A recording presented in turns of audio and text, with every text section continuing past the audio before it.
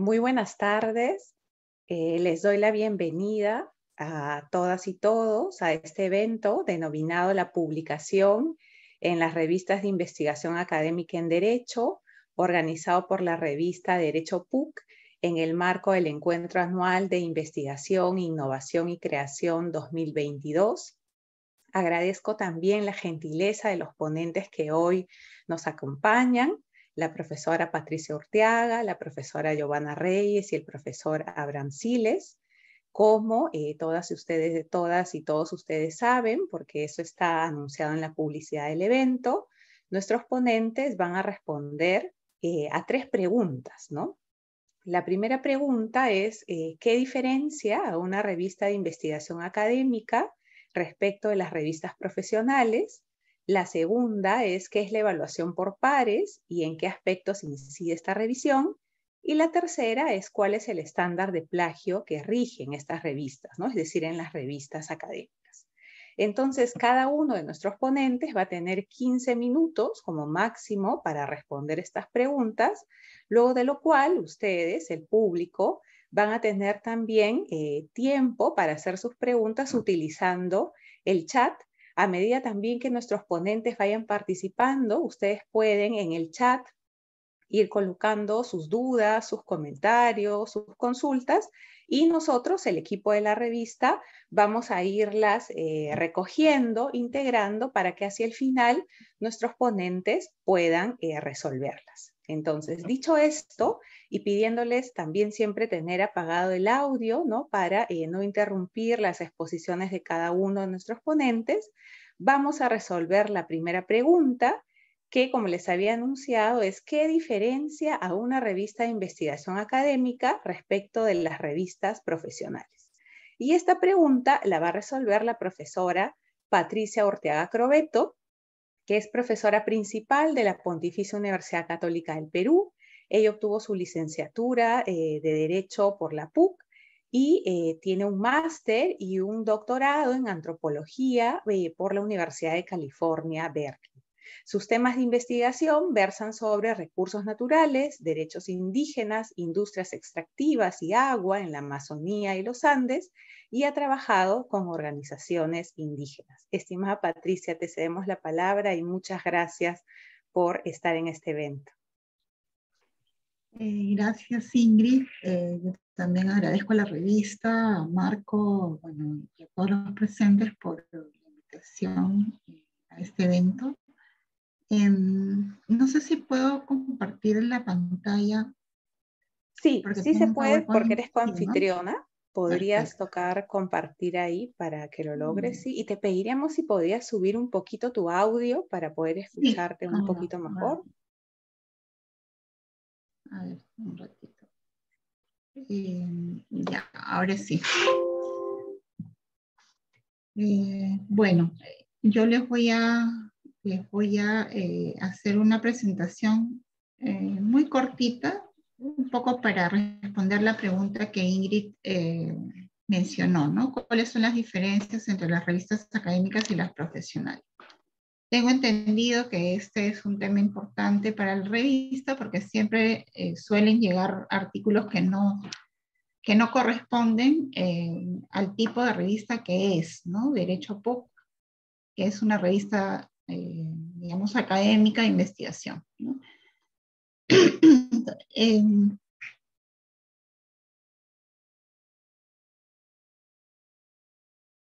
Una lectura, ¿no? De Bourdieu, donde él explica qué cosa es el campo jurídico, ¿no? Y él explica que, digamos, este campo jurídico está conformado por diferentes actores y cada actor va a retroalimentar, digamos, el rol de los otros, ¿no? En este caso, el campo jurídico está formado básicamente por operadores del derecho, ¿no? Sean jueces, pero hay un rol muy importante en el campo jurídico para Bourdieu, que es el rol que cumplen los juristas, ¿no? Que elaboran la doctrina. eh, y bueno, entonces esto viene a cuento, ¿por qué? Porque en la actualidad tenemos muchos juristas publican en revistas académicas, pero también, digamos, hacen publicaciones o textos más profesionales, ¿no? Esta tarea que cumplen estos juristas contribuye efectivamente al campo jurídico, como menciona Bourdieu, ¿no? Eh, pero cumplen, digamos, funciones distintas, funciones específicas distintas, ¿no? Y eso es lo que vamos a explicar a continuación. El meollo del problema, ¿no? Es la confusión que proviene del tipo de investigación que se realiza en derecho y de la formación orientada hacia la profesionalización. Eh, digamos, la facultad de derecho está orientada a formar abogados, ¿no? Básicamente. Y entonces casi todos los cursos se orientan un poco a eso. Hay muy pocos cursos que tratamos los profesores de que en todos los cursos se realice investigación, pero digamos que el grueso de la formación está orientado a formar profesionales, ¿no? Es decir, digamos, profesionales que sean operadores del derecho, ¿no? Y esto hace que la capacitación en investigación sea muy precaria, ¿no? Esto es una cosa que se arrastra de siempre. Yo creo que tiene que ver además con ese carácter de la formación, ¿no? Digamos, hacia la profesión, ¿no? No hay otra.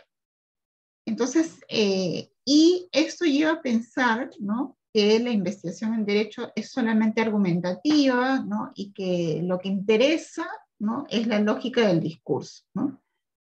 En realidad, la investigación en derecho es muy vasta, ¿no? Y hay que tener en cuenta la característica de cada área del derecho, ¿no? Cada área del derecho exige un tipo de investigación diferente, pero se asume que básicamente es argumentativa, ¿no? Entonces, pensemos un poco en tratar de entender, ¿no? La lógica de cada una de estas áreas y qué tipo de investigación se realiza, ¿no? En cada área del derecho, ¿no? encontré también esta cita de Teuner, ¿no? Que decía que la investigación empírica del derecho y la sociedad han desarrollado una metodología altamente elaborada que se basa, sin embargo, en una pobre teoría ad hoc, ¿no? Mientras que teorizar acerca del derecho se ha hecho más y más filosófico y especulativo, usando, sin embargo, un soporte empírico pobre y ad hoc, ¿no? Entonces, lo que quiere decir Teuner acá es que hay un divorcio entre la investigación empírica y la investigación teórica, ¿no? En el derecho. Y esto se nota también cuando uno revisa las investigaciones en derecho, que tiene que ver con esta idea de que la investigación es meramente argumentativa, ¿no? Entonces, yo pienso que no, que cada área tiene una particularidad y hay que mirar qué es lo que hace cada área, ¿no? Del derecho. Para distinguir entonces los textos académicos de los textos profesionales, hay que mirar el objetivo de cada texto, ¿no?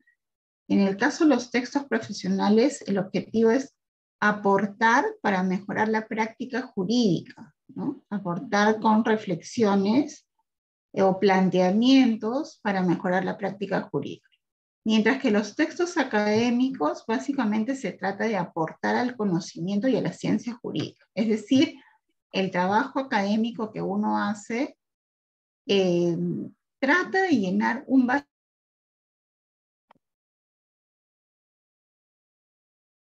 No necesariamente es así, ¿no? Más bien están orientados a fortalecer una determinada posición importante para la práctica jurídica. ¿Esto qué genera? Genera que, por ejemplo, un texto profesional no se pueda convertir en un texto académico necesariamente porque carece de los requisitos científicos para hacerlo, ¿no? Entonces, si nosotros tenemos un texto profesional, es muy difícil que ese texto profesional pueda ser aceptado como un texto académico. Ya les voy a contar un poquito después por qué, ¿no? Pero básicamente se trata de que el texto profesional no recoge los requisitos que se exigen para hacer un texto académico, ¿no? Sin embargo, un texto académico sí puede convertirse en un texto profesional. ¿Por qué? Porque excede los requisitos de un texto profesional, ¿no? Entonces es por eso que muchas revistas profesionales suelen, bueno, cuando sucede, ¿no? Cuando les envían, por ejemplo, un texto de investigación, lo reciben, ¿no? Porque este texto académico excede los requisitos que exigen estas revistas profesionales, ¿no? ¿Cuáles son las características entonces de los textos académicos, ¿no? En primer lugar, debe ser un escrito dirigido a la comunidad académica, ¿no? Entonces, nosotros somos parte de un conjunto, ¿no? De un conjunto de personas que participan de esta comunidad académica, ¿no? Y a esa comunidad es que nosotros nos estamos dirigiendo con ese texto, ¿no?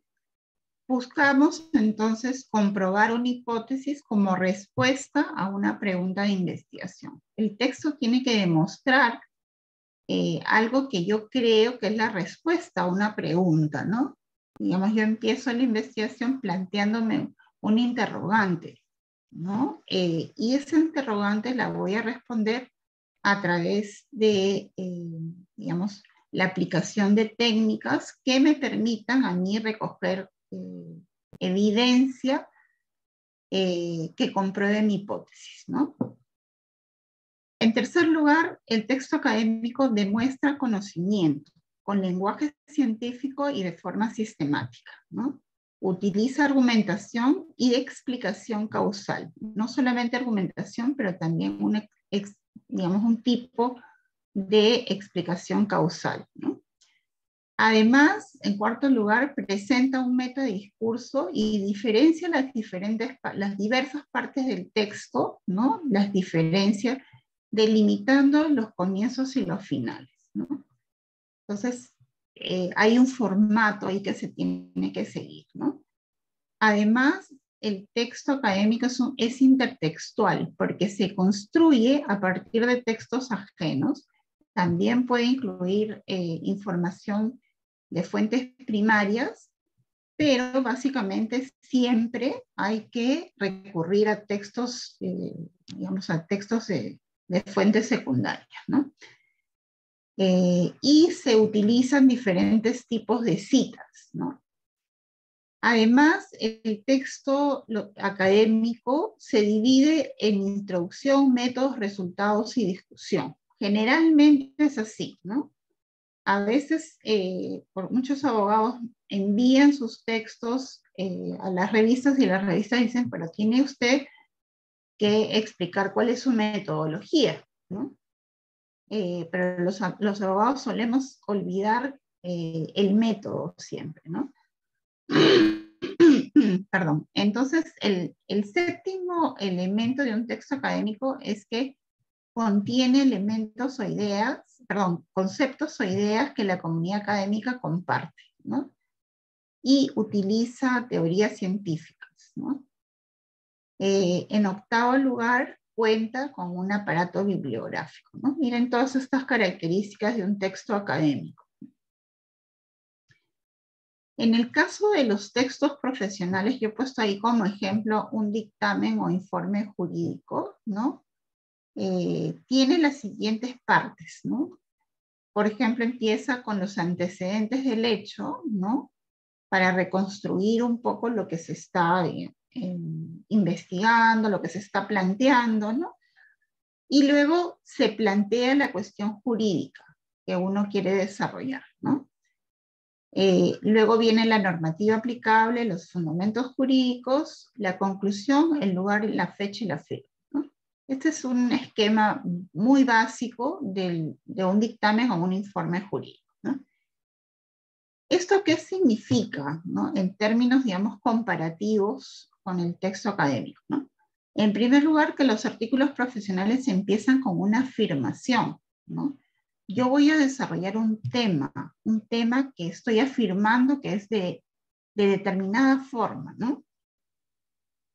Entonces estoy tratando de sustentar esta afirmación, pero no estoy buscando responder una pregunta, no me estoy planteando un interrogante, ¿no?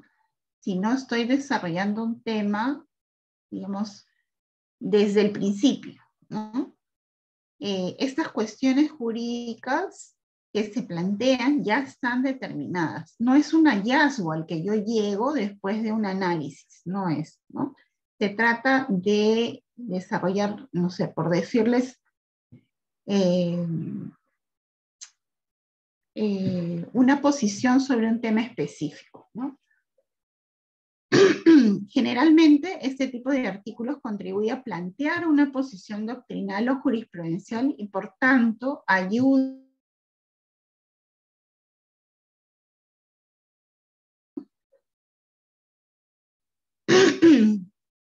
Pasamos entonces a ver la diferencia, y hemos visto la diferencia entre textos académicos y profesionales. Ahora vamos a ver las diferencias entre revistas profesionales y revistas académicas, ¿no?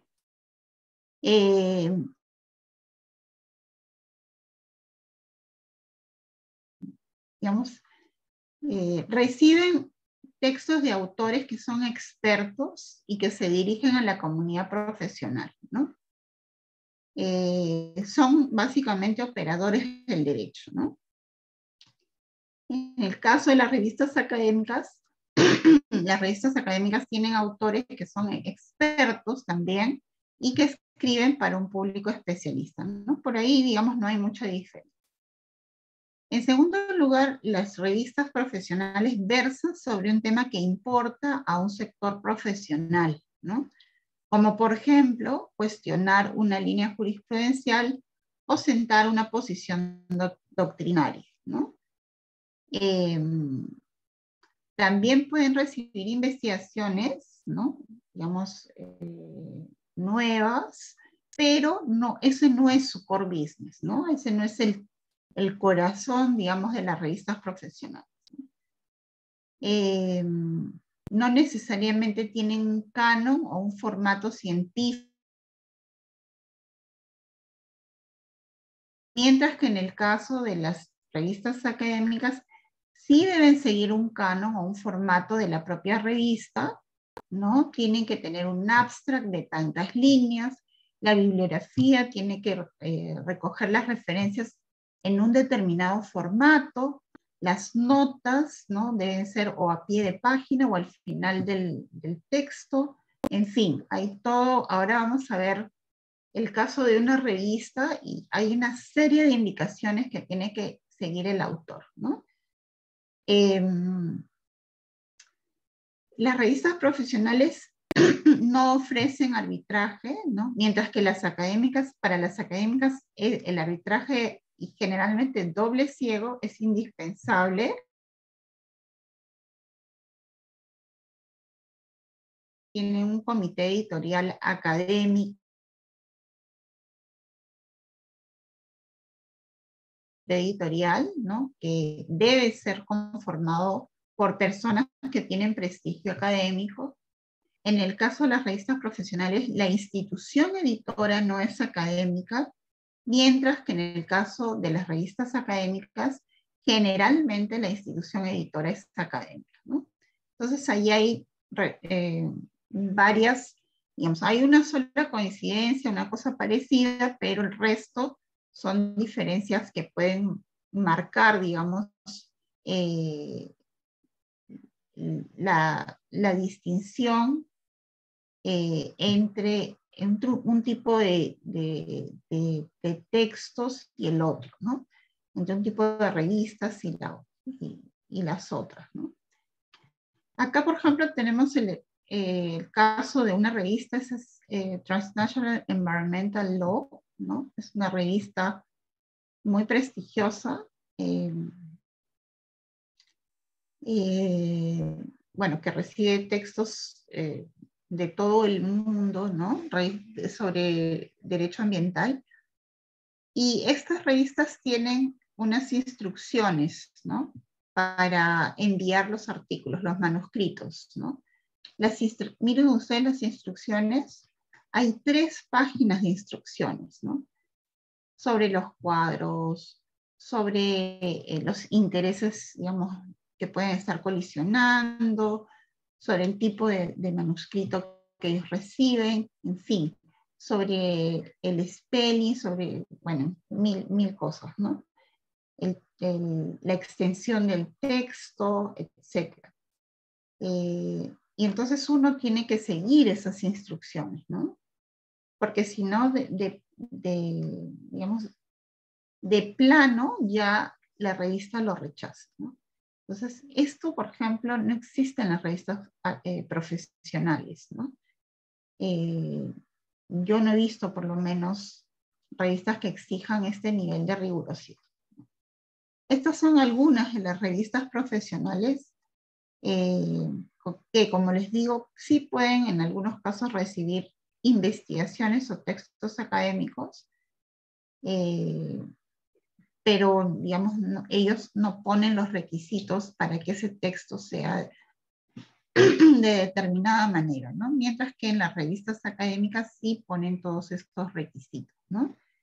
Entonces, yo no sé si, yo lo voy a dejar ahí. Si tienen alguna otra duda, conversamos, pero por lo menos hasta ahí les doy algunos tips, ¿no? Gracias. Muchísimas gracias, Patricia. Muy clara tu participación, como siempre. Vamos a esperar si el público tiene alguna duda o pregunta que nos la haga llegar por el chat. Nosotros estaremos atentos y vamos a pasar ahora a resolver la segunda pregunta. La segunda pregunta es, ¿qué es la evaluación por pares y en qué aspectos incide esta revisión? Esta pregunta la va a responder la profesora Giovanna Reyes Tagle. Ella también es profesora de la Pontificia Universidad Católica del Perú. Obtuvo la licenciatura en Derecho en la PUC, es magíster y doctor en Derecho por la Universidad de Helsinki, en Finlandia, y su línea de investigación se centra en el derecho internacional, especialmente el derecho internacional económico. Entonces, te cedemos la palabra, Giovanna, por 15 minutos y te agradecemos también la gentileza de estar en este evento. Muchas gracias, Ingrid. Muchas gracias también a la revista de Derecho por la amable invitación para participar en este evento. Con mucho gusto. La pregunta que se me ha formulado es con respecto a el trabajo de los expertos, ¿no? Que evalúan estos artículos que son enviados a las revistas académicas. Entonces nosotros vamos a revisar algunos criterios, ¿no? Primero, empezar con la pregunta de qué es una evaluación por pares, ¿no? ¿En qué consiste, ¿no? Aquí generalmente lo que sucede es que las revistas invitan, ¿no?, a dos expertos en el área de investigación, teniendo en cuenta el artículo que se ha presentado, para que hagan una evaluación del artículo, ¿no? Si cumple con los requisitos establecidos por la revista, porque las revistas generalmente lo que tienen es un formato que los evaluadores deben llenar. Esta revisión es anónima, ¿no? El autor del artículo no sabe quién es el experto, quiénes son los expertos que están evaluando o que incluso han evaluado el artículo. Por ello, aun cuando se reciban comentarios y recomendaciones de estos expertos, no sabemos quiénes fueron, ¿no? Pueden ser, esta evaluación, son dos expertos, puede presentarse el caso en que la opinión que emitan sea diferente, ¿no? Que puedan en algunos casos aceptar la publicación, en otros casos decir, uno aceptar y otro decir acepto, pero que se hagan algunas modificaciones, ¿no? Y también se han presentado casos en los cuales algunos dicen no publicable y el otro dice sí con publicaciones mayores, entonces ya es decisión de la revista el nombrar incluso un tercer evaluador para tener otra opinión con respecto a este artículo y ver la posibilidad de si cabe todavía alguna posibilidad de publicarlo, ¿no? Entonces, ¿qué tipo de preguntas hay para un evaluador?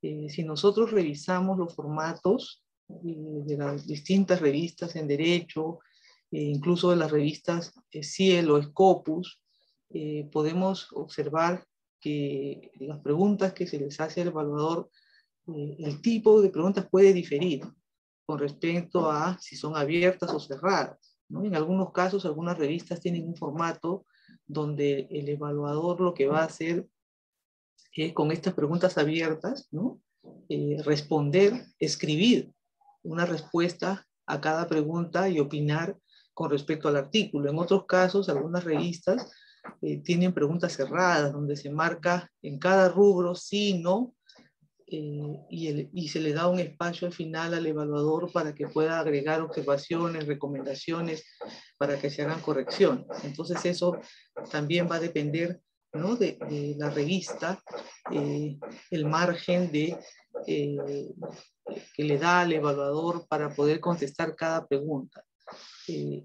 Luego, se me ha pedido ver en qué inciden, en qué aspectos toman en cuenta los evaluadores. Cuando estaba pensando en este tema, recordé también que nosotros como profesores evaluamos, participamos como evaluadores en algunas revistas, pero también somos evaluados cuando enviamos nuestros artículos. Entonces tenemos esa doble posición, ¿no? ¿Y en qué hemos observado? Es que hay una constante preocupación porque el artículo que se presenta para publicación tenga un aporte, ¿no?, un aporte al conocimiento en el área de estudio. Entonces, esa es la pregunta que se van a hacer. Incluso hemos visto el caso de algunas revistas, Scopus, que directamente le preguntan al evaluador que responda a la pregunta de que si este artículo, esta investigación, tiene un aporte, ¿no?, contribuye al conocimiento. Entonces, este tema del aporte hay que tener en cuenta también que se pide, ¿no? En otras revistas lo que se pide es que el evaluador considere la originalidad, la actualidad del tema, ¿no? Marcando con sí o no. Pero lo que también hay que tener en cuenta en este aspecto del aporte, la forma como se mide, ¿no? En algunos casos hemos observado que los evaluadores han tenido en cuenta que ese tema ya ha sido tratado, ya ha sido investigado, pero que el caso concreto presentado en el artículo es novedoso, ¿no? Entonces, es esa la...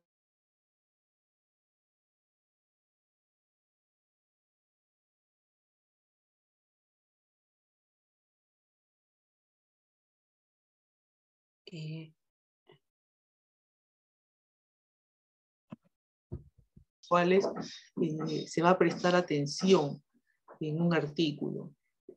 Es el contenido, ¿no?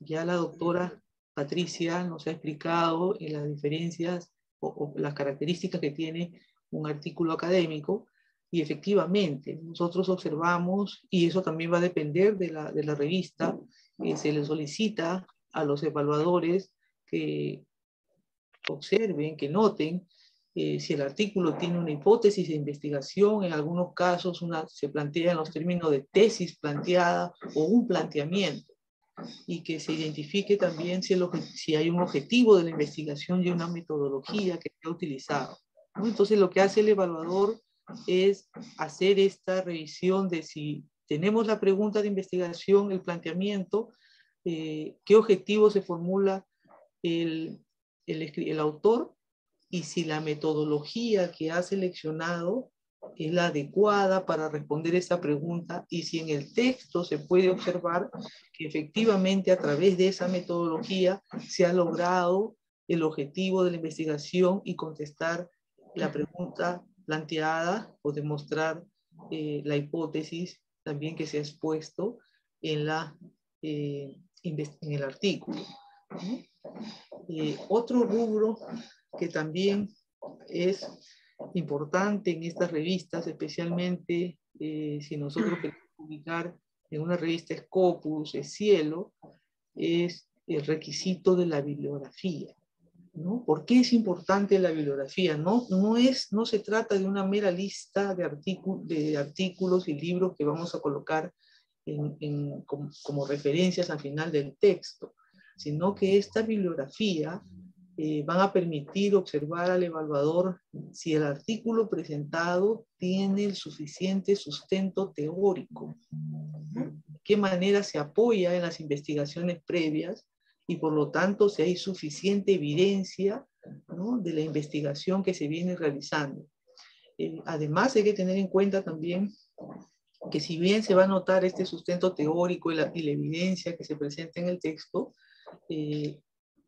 se evalúa la forma en que se ha analizado esta evidencia, la forma como se ha incorporado en el texto, que no se hayan hecho meras citas, porque a veces se encuentran artículos en los cuales las citas textuales son enormes, ¿no?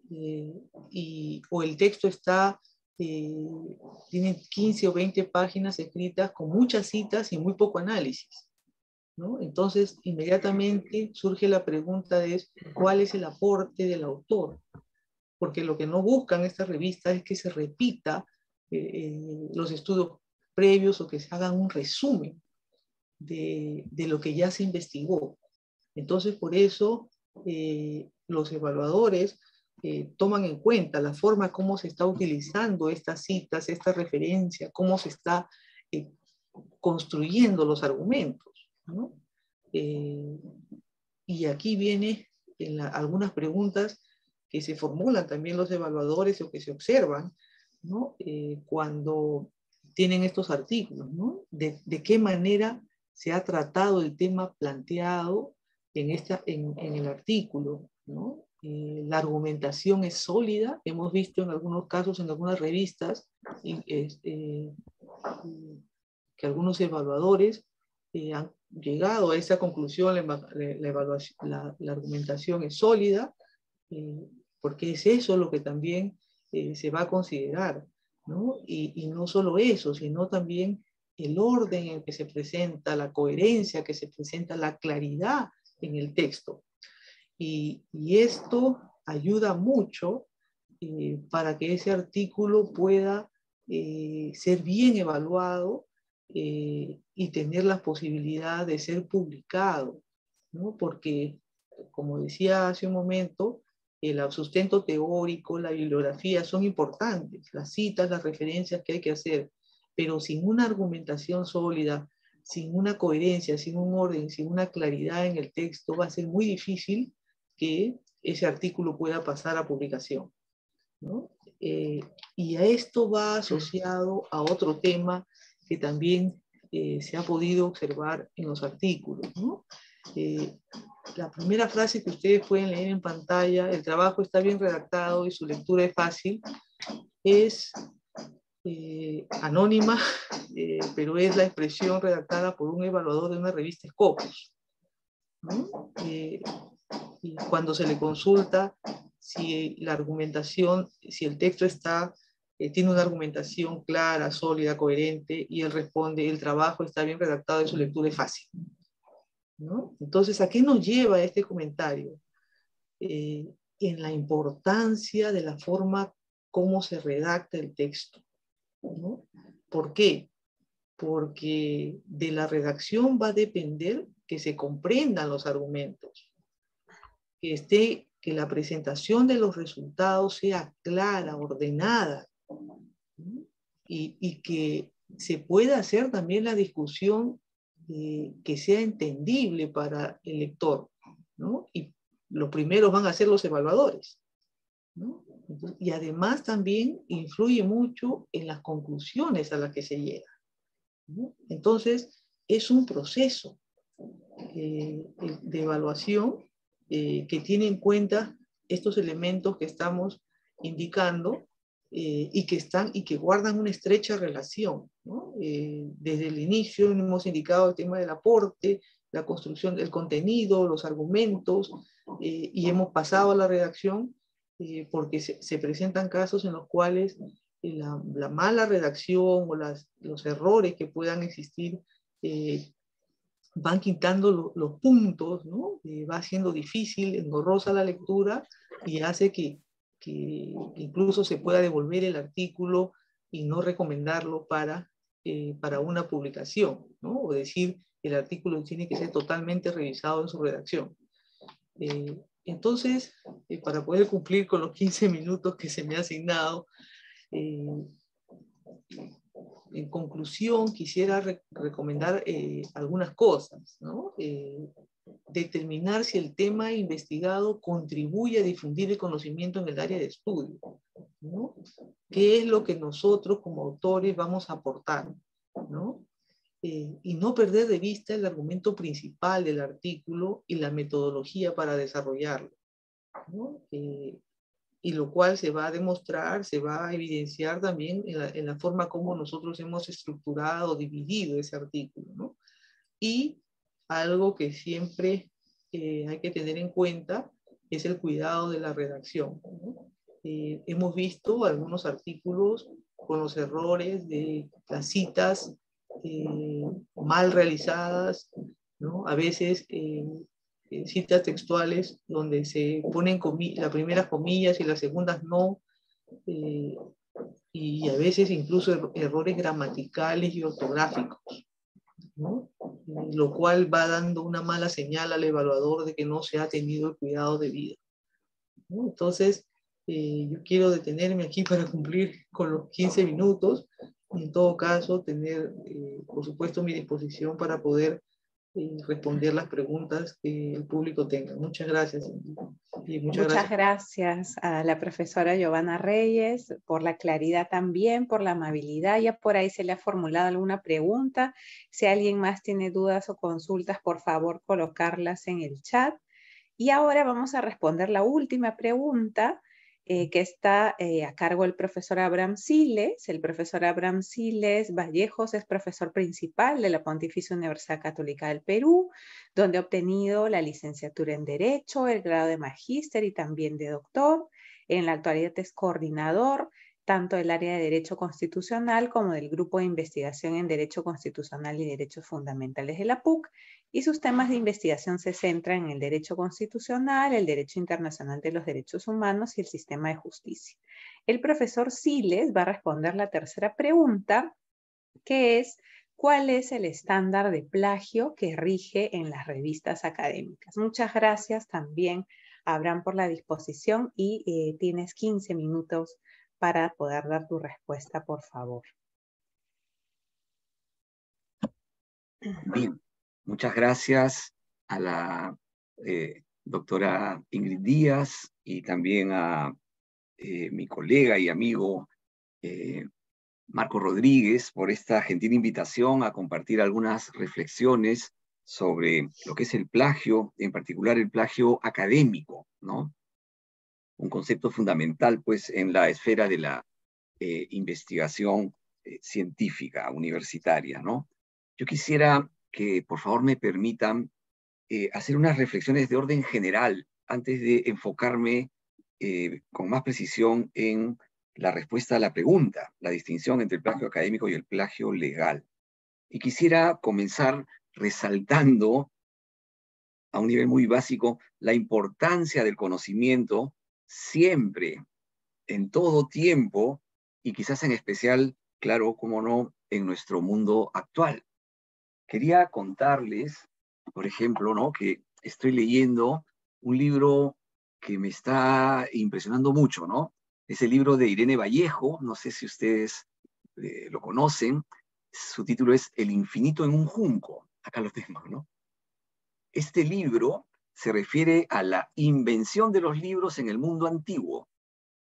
He leído más o menos unas 100 páginas de 400, estoy atrapado por la lectura, ¿no? Pero me parece notable, ¿no?, el esfuerzo de esta profesora de reconstruir, digamos, el intento de crear una biblioteca universal, ¿no?, que fue, como saben todos, promovido por Alejandro Magno en la biblioteca de Babilonia, ¿no? Y la profesora Vallejo, Irene Vallejo, ¿no?, española, incluye en su texto una reflexión, ¿no? Dice: en un mundo caótico, adquirir libros es un acto de equilibrio al filo del abismo. Inspirada en el notable pensador alemán Walter Benjamin, ¿no? Esta idea, ¿no?, de que adquirimos libros para buscar un equilibrio al borde del precipicio, me parece notable, ¿no? Creo que nosotros, profesores, que nos dedicamos, pues, a el conocimiento, ¿no?, a crearlo, a transmitirlo, a enseñar a los alumnos, buscamos esta seguridad, ¿no?, que da el conocimiento, que otorga sentido a las cosas, que ordena, ¿no?, que incrementa y conserva, incrementa el saber, ¿no? Y esto ha sido así siempre, ¿no? Quería comenzar con esta reflexión y después con una más tomada de otro libro también notable, ¿no? Ustedes, creo que muchos leen a Harari, ¿no? Su tercera gran obra es esta que se titula 21 lecciones para el siglo XXI, ¿no? La primera revisaba la historia, la segunda se anticipaba al futuro, la tercera se fija en el presente, ¿no? Y en este libro, Harari dice, ¿no?, que en este mundo donde todo está interconectado, estoy leyendo, ¿no?, el imperativo moral supremo se convierte en el imperativo de saber. O sea, el conocimiento, ahora, digamos, uno puede tener campos petroleros, terrenos de producción agrícola, etcétera, pero el conocimiento es crucial para la generación de riqueza, para el desarrollo, ¿no? Y añade algo, ¿no?, que es una reflexión de orden general que nos puede servir también. Dice: hay algo erróneo en las intenciones de aquellos que no hacen un esfuerzo sincero por saber. Algo erróneo, ¿no?, en los que no se esfuerzan con sinceridad por saber, por conocer, ¿no? Entonces, yo quería comenzar con estas citas, con estas referencias, porque, como señalé, importa mucho destacar cuál es la relevancia del conocimiento, ¿no? esto es muy importante y forma parte, pues, de la misión, de la esencia del trabajo de los centros académicos, de la universidad. Está en el núcleo, en el corazón, en la esencia del trabajo de la PUC, conservar y transmitir el conocimiento, ¿no? Y para esto es indispensable, vamos entrando en materia, ¿no es cierto?, mantener integridad académica, mantener la, digamos, autenticidad de la creación de las obras y respetar la producción ajena, ¿no? El plagio, bueno, después entraremos a definiciones más precisas, ¿no? Pero el plagio, digamos que consiste en apoderarse de los trabajos intelectuales de otros, va contra esto. Es un atentado directo al núcleo mismo del trabajo académico, ¿no? Y bueno, también quisiera mencionar ahora lo extendido que está el plagio como práctica en el mundo académico, ¿no? Cuando tuve el privilegio, antes de la profesora Ingrid Díaz, de dirigir la revista Derecho PUC, ¿no? Trabajé allí con Marco también. Nos sorprendió encontrar un elevado número de artículos de manuscritos que se recibían en la revista con casos de plagio, tanto de profesores nacionales, incluidos los de la casa, ¿no?, como de profesores extranjeros. Y si uno mira la esfera pública en nuestro país, también en otros, pero bueno, por limitaciones de tiempo, pensemos en nuestro país, ¿no? Es impresionante, ¿no? ¿Recuerdan ustedes al cardenal Cipriani, por ejemplo, hace relativamente poco tiempo, que plagió una obra de el cardenal Ratzinger, después papa, ¿no? Y dijo que el patrimonio común de la fe no tiene una propiedad intelectual, estoy citando textualmente, ¿no? Podía, según Cipriani, como el conocimiento es universal, coger las ideas y las formas de expresión de esas ideas de un texto ajeno y presentarlo como suyo, no decir que es un texto ajeno, o sea, presentarlo como suyo, ¿no? También está el caso del escritor Alfredo Bryce, cuya obra, debo decir, admiro tanto, ¿no? Sobre todo algunos cuentos y Un mundo para Julius. Él también cometió numerosos plagios y se excusó diciendo que su secretaria se había equivocado al repetir los textos, en fin, ¿no? El político César Acuña, ¿no?, que según él no comete plagios sino copias. El juez supremo César Inostroza, el presidente Castillo y su esposa Lilia Paredes, que están envueltos ahora en una acusación de plagio, ¿no? Y por último, en nuestra casa, el plagio lamentable del profesor Eloy Espinosa Saldaña, que en el momento en que lo cometió era además magistrado del Tribunal Constitucional del Perú, ¿no? Y que ha sido objeto de una sanción por nuestra universidad, la cual está ahora suspendida por un mandato del juez. Entonces, es un problema muy extendido, ¿no? Muy extendido. Ahora, quisiera resaltar también la naturaleza del problema. La cuestión del plagio, estimados amigos, ¿no? No es un asunto de naturaleza privada. No es un asunto tampoco meramente disciplinario entre un empleador y su trabajador, en este caso la Universidad Católica y un profesor, por ejemplo, ¿no? Es un asunto de orden público que tiene que ver con el bien común, ¿no? Los profesores de Derecho de tiempo completo, algunos, firmamos un comunicado a propósito del caso del profesor Espinosa Saldaña hace muy poco, ¿no?, el 15 de agosto, en el cual dijimos lo siguiente: los casos de plagio y de daño a la integridad científica son una cuestión que atañe al bien común y no un asunto meramente privado. Y esto es muy importante, termino la cita, ¿no?, porque las autoridades de la universidad, a las que por supuesto respetamos, ¿no?, se han resistido a publicar los documentos del caso del profesor Espinosa Saldaña, ¿no? Y han alegado que este era un asunto reservado y que se trataba de una relación privada.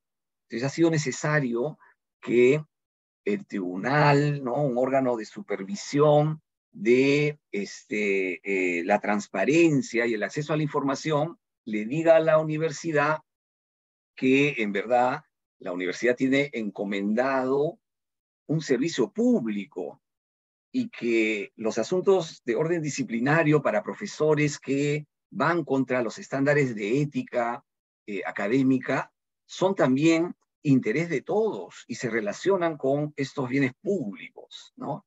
Entonces, esto es muy importante, ¿no?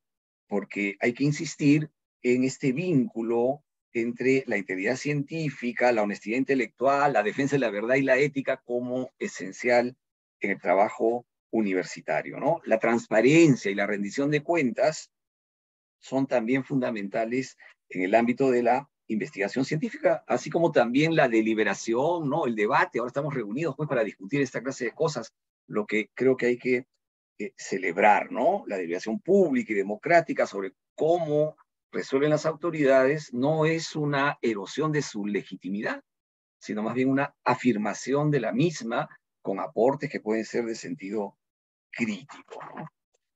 Bueno, muy bien. Ahora, se me ha pedido diferenciar, ¿no es cierto?, entre el plagio académico y el plagio legal, ¿no? Cuando hay plagio, digamos, académico, la idea es muy sencilla, la voy a decir en una frase escueta.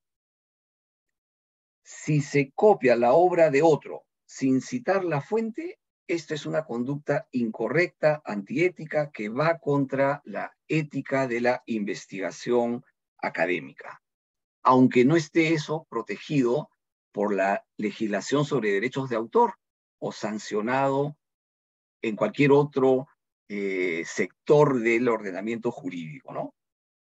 Copiar la obra de otro sin citar la fuente constituye plagio. Es incorrecto, aun cuando el estándar legal pueda ser distinto, y de hecho lo es en varios sectores del ordenamiento, ¿no? Ese es el estándar ético.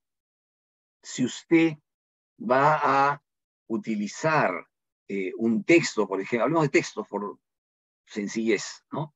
Si usted va a utilizar un texto del que usted no es autor y va a coger un extracto, un trozo de ese texto, por ejemplo, un libro, un artículo, un documento normativo, una sentencia, lo que fuese, ¿no? Estamos hablando en el ámbito del derecho, ¿no? Usted tiene que decir que lo está tomando de esa fuente, aun cuando esa fuente no tenga protección de la legislación de derechos de autor o de la legislación penal. ¿Me dejo entender? Ese es el estándar ético, porque, insisto, ¿no? Esto tiene que ver con la integridad científica, con la honestidad intelectual, no necesariamente, como ocurre en distintos sectores del ordenamiento, con la protección de la propiedad, y en particular de los elementos económicos que esa protección procura, ¿no? Ahora bien, en el reglamento unificado de la PUC, esto está regulado de una manera que a mí me parece discutible, complicada, por lo menos con algunas eventuales desarmonías, por llamarlo de alguna manera, ¿no? Aquí estoy poniendo en pantalla compartida la definición de plagio. Miren, ¿no? Dice, falta que consiste en presentar como propios elementos originales contenidos en textos y otros, así como en cualquier otra obra del intelecto producida por una persona, cualquiera que sea su soporte. Ok, eso está bien, ¿no? Falta que presenta como propios elementos originales de textos y otros soportes, etcétera, ¿no? Y obra se entiende como cualquier creación intelectual, personal y original, divulgable o reproducible por cualquier forma, etcétera. Muy bien.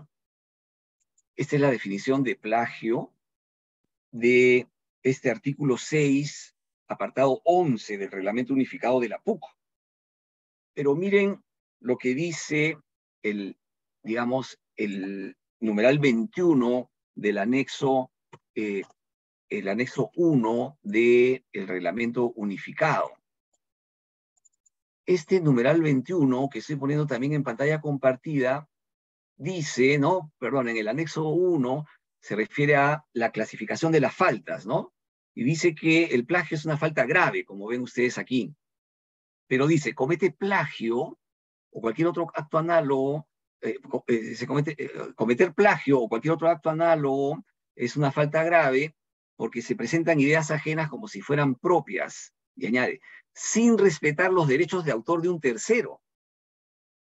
Entonces, claro, pareciera que se está refiriendo a la necesidad de que esté protegido por la legislación de derechos de autor. Y este es el sentido también que parece haberle atribuido la comisión disciplinaria de docentes al sancionar al profesor Eloy Espinosa Saldaña, a cuyo caso yo me he referido al inicio, ¿no? Yo creo que esto sería un error, ¿no? Podría entenderse también de otra manera, me parece, ¿no? O sea, al referirse a, sin respetar los derechos de autor, podría entenderse, sería más difícil, creo, de convencer a la comunidad de esto, pero podría entenderse como que se refiere a derechos morales, no legales. Pero como se está hablando acá de régimen disciplinario, la interpretación canónica será, ¿no es cierto?, que para efectos de imponer una sanción tendrán que vulnerarse los derechos de autor. Insisto en que esto me parece discutible y tendría que ser revisado, ¿no? Para ir terminando, porque creo que ya estoy cerca del límite, ¿no? Quería mencionar simplemente que es necesario adoptar medidas de combate al plagio. Esto es muy importante, ¿no? Y la universidad lo viene haciendo, ¿no? Por ejemplo, en el orden de las medidas preventivas, campañas de enseñanza, de elevación de la conciencia de estudiantes o profesores son muy importantes, ¿no? En segundo lugar, creo que hay que tener una noción amplia de plagio, una noción académica, no solo la legal que se dirige a proteger la propiedad, ¿no? En tercer lugar, creo que hay que sancionar con severidad. Y aquí me permito un comentario de crítica amable a la actuación de nuestras autoridades, porque, bueno, se ha hecho ya de conocimiento público, inclusive porque el ex magistrado Espinosa Saldaña ha denunciado a la universidad, ¿no? O sea, la universidad lo sancionó, en mi opinión, de una manera leve, imponiéndole 2 semestres de suspensión al comprobar los plagios flagrantes y masivos en los que incurrió 4 veces, dice la decisión de la comisión, ¿no?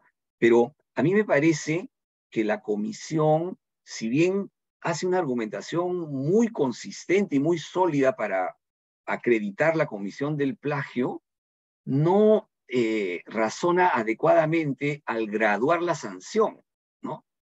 Si ustedes leen la decisión de la comisión de sanción disciplinaria de docentes y predocentes de la PUC, van a ver cómo la comisión dice que en verdad es posible imponer la sanción máxima, que es la de expulsión de la universidad, ¿no? Pero señala que hay 2 circunstancias que ameritan una atenuación, ¿no? Una de las cuales es que presuntamente el profesor Espinosa Saldaña habría hecho algunas acciones para reparar el daño, lo que es asombroso porque la misma decisión de la comisión sostiene que, por ejemplo, el supuesto intento de corregir las medidas suponen incurrir otra vez en plagio, ¿no? Y además, claro, la comisión señala que el profesor Espinosa Saldaña está enfermo y dice que eso está acreditado, pero si uno lee la resolución, en ningún momento hay un desarrollo de esa línea argumentativa, ¿no? Lo que me parece, por lo tanto, una deficiencia, ¿no? Por supuesto, respetamos la decisión, ¿no? Esta es una crítica amable, con la idea de que esto pueda mejorarse más adelante, en siguientes casos, que se pueda graduar debidamente la sanción a imponer, o que en todo caso esto sea fundamentado de manera debida, ¿no? De manera que con esto quiero poner fin a esta breve presentación en la que he intentado resaltar la distinción entre el plagio académico y el plagio legal. Muchas gracias. Muchas gracias también al profesor Abraham Siles. Un poco nos ha ido el tiempo, nos quedan como 10, 12 minutitos solo para responder las preguntas, así que yo he resumido las preguntas y se las voy a hacer a cada uno de los ponentes para que en 3, 4 minutitos por favor las puedan responder. Ahí está el profesor Siles señalando o mostrando el libro para que puedan ver cuál es el título. A la profesora Patricia Urteaga se le ha hecho 2 preguntas básicamente, ¿no? La primera tiene que ver con estas características de las revistas académicas y su relación con la indización, ¿no? Entiendo que esto tiene que ver, lo conversábamos también con Marco, que es parte del equipo editorial, con que hay revistas que están en la Tindex, ¿no? Y que tienen un arbitraje también. Entonces, supongo que por ahí va un poco la pregunta. Y la segunda pregunta tiene un poco que ver con las características de un investigador académico. Esas las 2 preguntas. Para la profesora Giovanna Reyes, que la pregunta es amplia, pero a ver si la puede condensar también en 3, 4 minutitos. 2 participantes han incidido en el tema de las metodologías, ¿no? ¿Qué metodología se suele utilizar, ¿no? En los artículos de investigación en derecho, ¿no? Si podría mencionar algunas. Y en el caso del profesor Siles, nos preguntan por el tema del autoplagio, ¿no? ¿Qué piensa sobre el autoplagio? ¿Qué normas hay al respecto? Etcétera, ¿no? Entonces, si pudiéramos rápidamente responder en ese orden, la profesora Patricia Urteaga, la profesora Giovanna Reyes y luego el profesor Siles, por favor. Sí, cómo no. Bueno, efectivamente la indexación es un elemento que se puede mirar, ¿no? Si la revista está indexada, obviamente estamos hablando de trabajos académicos, ¿no? Digamos, pero no, a ver, es como la pintura externa, ¿no? Porque en realidad la indexación se le da a una revista cuando cumple con todos esos requisitos que ya hemos mencionado en la presentación, ¿no? Tiene arbitraje, tiene un consejo directivo, académico, etcétera, etcétera, ¿no? Entonces, si la revista cumple con todos esos requisitos que hemos mencionado, va a ser una revista indexada y por lo tanto, esa es una característica de una revista académica, ¿no? Pero sí, hay que mirar, ¿no? Hay que mirar todas estas características que tengan las revistas para poder distinguirlas. Y sobre salud, y sobre quién es un investigador o cómo es un investigador. Yo creo que el investigador es una persona que siempre se está preguntando cosas, ¿no? Siempre está tratando de, inclusive, cuestionar sus propias creencias. Todo el tiempo está tratando de preguntarse si hay alguna otra respuesta, ¿no? O sea, el carácter de un investigador es alguien que siempre se está autocuestionando, se está preguntando. Claro, hay momentos de felicidad absoluta cuando uno encuentra la respuesta a la pregunta y ahí lo disfrutas por un ratito, pero luego viene otra pregunta y entonces estás en esa búsqueda constante, cual Sísifo, ¿no? Que sube la piedra hasta la cima de la montaña y vuelve a caer, ¿no? Pero eso te da felicidad, ¿no? O sea, no es una tragedia como en el mito de Sísifo, sino más bien es un trabajo que a uno lo hace feliz, ¿no? Entonces, eso por el lado más simbólico, digamos, ¿no? Por el lado, ya para no extenderme mucho, yo creo que hay ciertos requisitos que debe tener una persona, empezando por la ética, ¿no? Una persona que hace investigación empezar por la ética y seguir, digamos, con la idea de que tu trabajo va a contribuir a la ciencia, ¿no? Con estas dos cosas, ya el resto de características de los investigadores, uno las va trabajando y las va limando con el tiempo, ¿no? Pero creo que esas dos son las más importantes. Ahí me quedo. Muchas gracias. La profesora Giovanna Reyes, por favor. Bueno, la pregunta es bastante amplia, ¿no? Dictamos todo un curso de metodología de 12 horas, y aún 12 horas solamente para ver metodología cuantitativa y 12 horas para ver metodología cualitativa, nos queda corto, ¿no? Es un tema bastante, que demanda muchos aspectos, ¿no? Incorpora muchas estrategias, herramientas. Yo creo que lo principal que hay que tener en cuenta con respecto a la metodología es que no podemos perder de vista que la metodología responde a la pregunta del cómo voy a responder la pregunta de investigación, cómo voy a alcanzar los objetivos y cómo voy a demostrar esa hipótesis o voy a ¿no? aclarar, precisar este planteamiento que he formulado, ¿no? En el campo del derecho nosotros normalmente no hacemos uso de la metodología cuantitativa, no hacemos análisis estadísticos, mediciones numéricas, normalmente, ¿no? Algunos colegas que son expertos en estadística probablemente lo hagan, pero hacemos uso de una metodología que incluye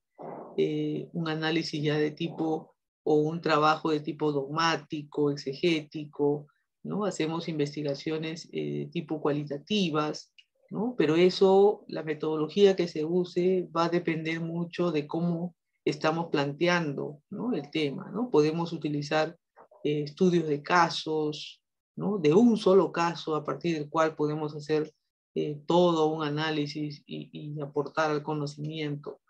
Entonces, creo que en el tema de metodología hay que tener en cuenta estos aspectos y darnos cuenta de algo también, que la metodología va a depender de lo que planteemos, ¿no? Porque algo que normalmente destaco en mis clases con los alumnos es que a veces nos emocionamos mucho con el tema y empezamos narrando la metodología que vamos a usar cuando todavía no hemos precisado el tema, no tenemos la pregunta, no tenemos los objetivos claros, y nos vamos por un camino que creemos que nos va a ayudar y al final nos va a complicar, ¿no? Porque generalmente, como le digo a mis alumnos también en clase, cuando presentan sus planes de trabajo, sus proyectos de investigación o proyectos de artículos, las tesis, es que lo primero que revisamos es el tema que se ha planteado, el objetivo, la hipótesis, y luego,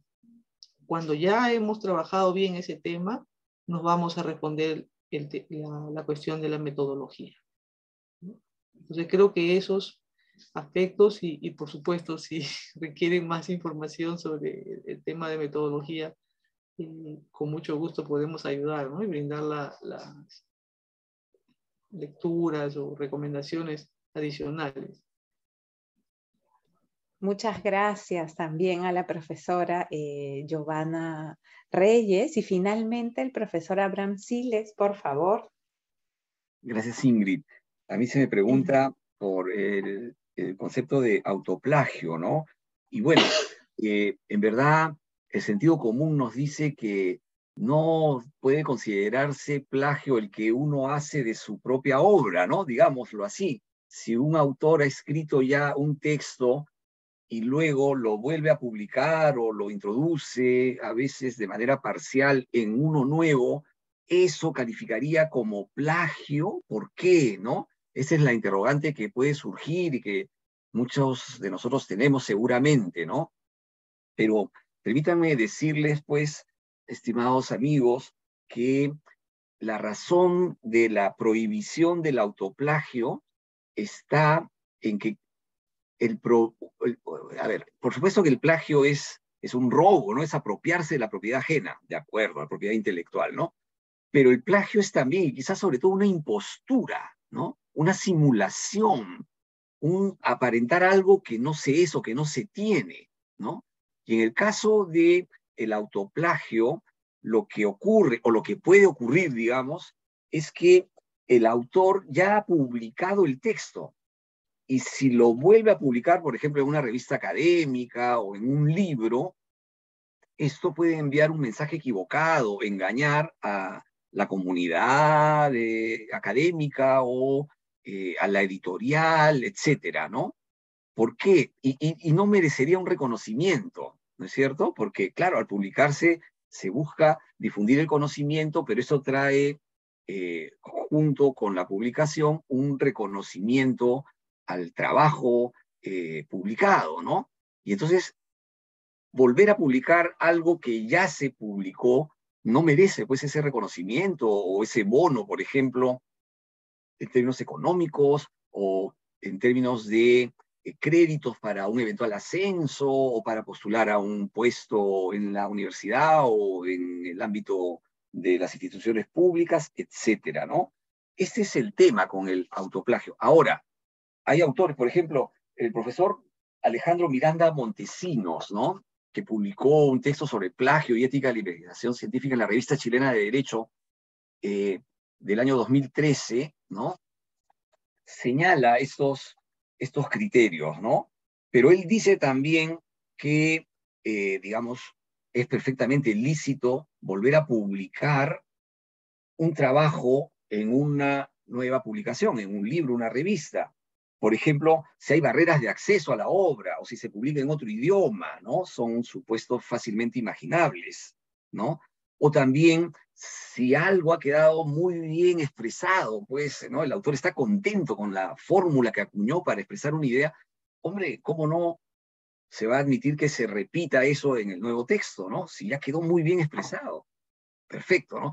Pero el tema sería advertir que se está republicando algo que fue un trabajo anterior, que ahora ya no se está haciendo el esfuerzo de investigación, ¿no?